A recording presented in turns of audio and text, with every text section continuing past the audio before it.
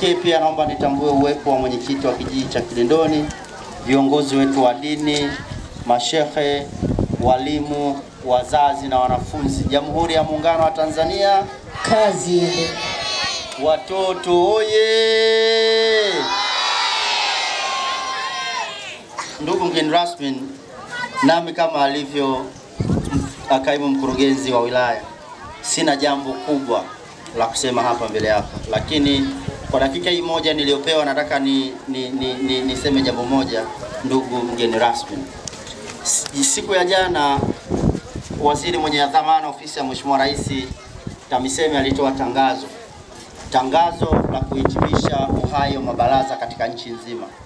Kufikia siku ya tarehe 20 mabaraza nchi nzima itakuwa siku ya mwisho katika uhai wa miaka 5 ambao tulianzia tarehe 14 mwezi wa 12 mwaka 2020.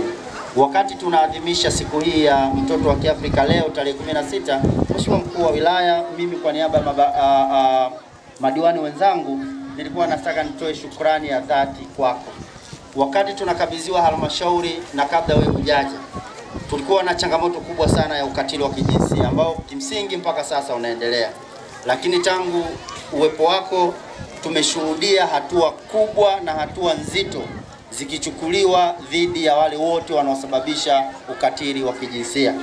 Kuanzia wale waliohukumiwa vifungo vya maisha, vifungo vya miaka 30, lakini na adhabu mbalimbali ambao zimekuwa zinatolewa kwa watoto ambao nao walikuwa wanashiriki katika vitendo vya ukatili wa kijinsia miongoni mwao.